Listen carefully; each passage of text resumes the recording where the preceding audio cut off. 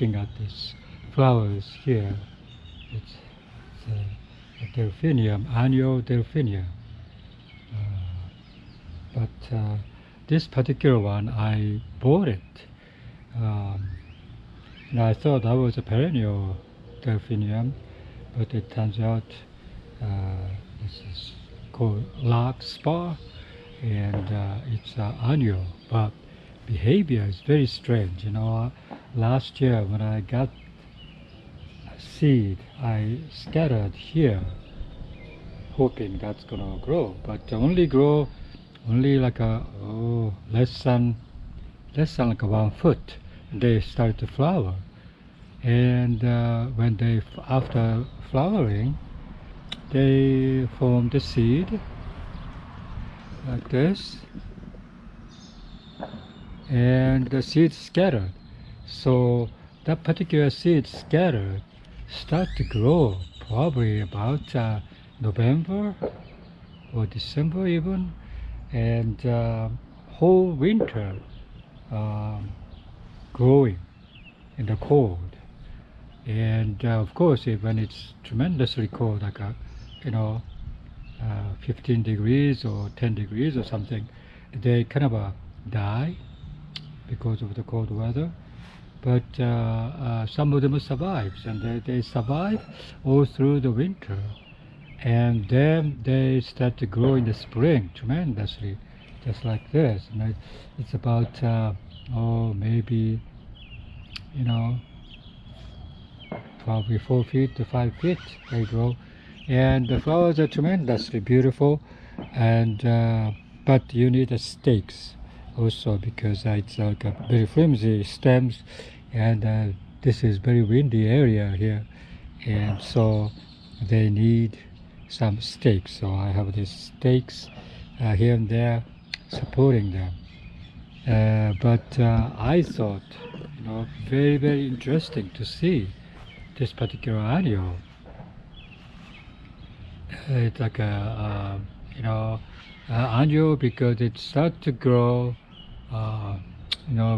like October, November-ish, and survive the winter, and the spring they flower like this. The summer they flower and they form the seed, and then plants die, but they reseed them tremendously from then on.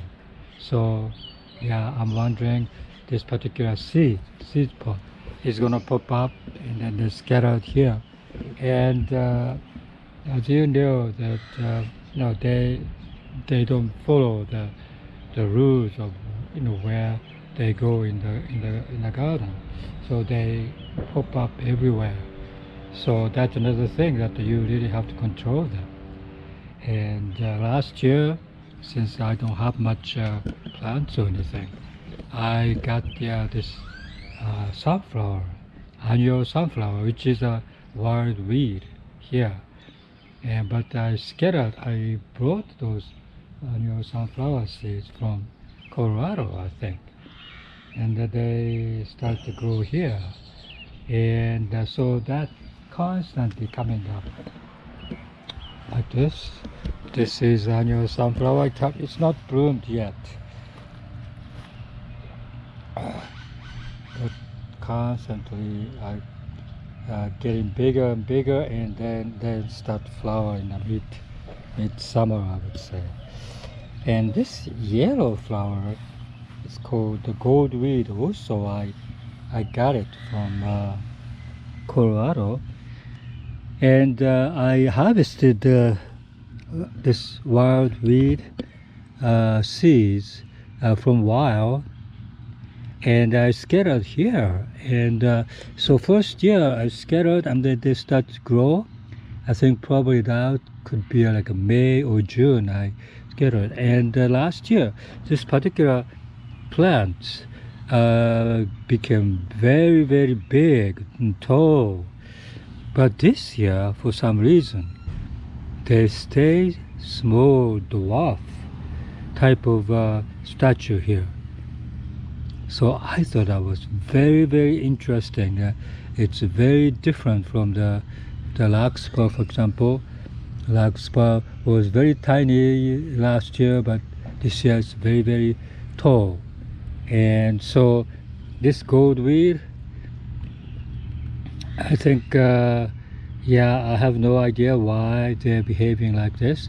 I know the goldweed is more or less like a reseed, tremendously, and at a particular 1 year period of time, they reseed like 2 or 3 times.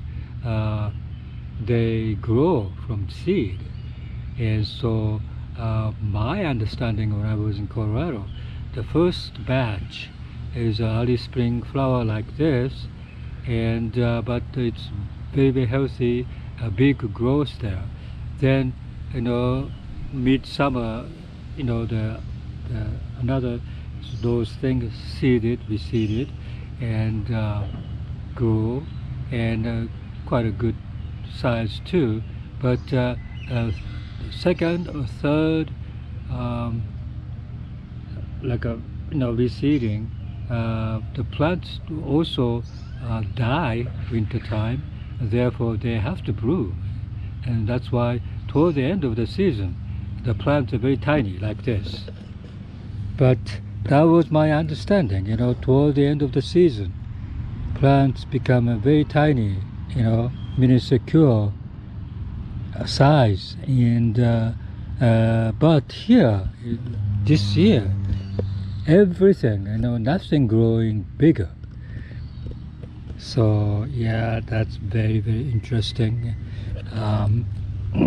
Yeah, I don't know what that particular nature of the size, and so yeah, I guess each individual plant has a tremendously interesting characteristic, and since I have been a perennial person, I wasn't interested in annuals, but ever since I got this Larkspur or this goldweed or the sunflower, I became a little bit attached to the annuals as well, because they are wonderful. They have to grow very, very fast, and they have to flower on the particular season, and they have to produce the seed, so they do that. So that's guaranteed that they flower in the first season, starting from seed. So yeah, that's annual strength there. And for me, the perennials comes back every year, and bloom. Even the short time they bloom fantastically. But annual, even though they are receding and starting from seed, but also they kind of flowers very nicely during that particular season. And one thing I don't like is to control where those seeds drops, because I don't want everywhere to go those seeds. If they are not bothering other, seed start to grow and get 6 or 7 feet, and they flower, and by doing so it covers all the other territory for the sun, so other perennials and so forth suffer because it's shady.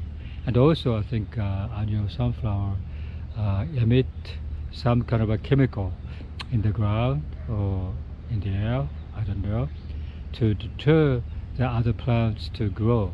So some of the effects, I think, is not that good for other plants. But I'm not sure about that, how much is the, thing is. The perennial, the Shasta Daisy, this took a long, long time, because first year they grow very, very slowly, and the second year it started to bloom like this. This is seed started last year, but now it started to flower, which is nice, I think, actually. Yeah, so I'm learning every day what that means. But their life cycle, life itself is very, still unknown to me, and So it's kind of excited to learn about that. So I'm gonna keep the sunflower also, and gold weed also. Those are kind of a little bit too much for me because it goes everywhere and big, and the leaves are big, and so forth. And also this larkspur also, I really have to contain in some area because it started to grow. But when nothing growing during the winter time, winter is everything is down, right? But the winter time, they are growing on the ground. So it's nice to see the growing plants during the winter, even the snows and everything.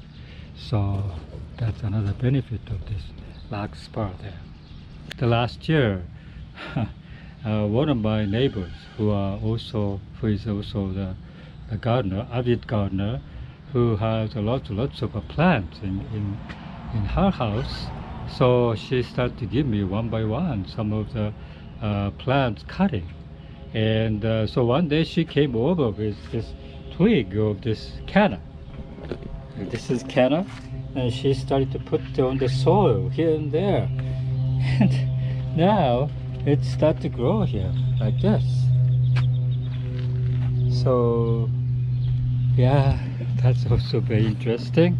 I think some of the canna is a perennial, of course, but grow very well from cutting.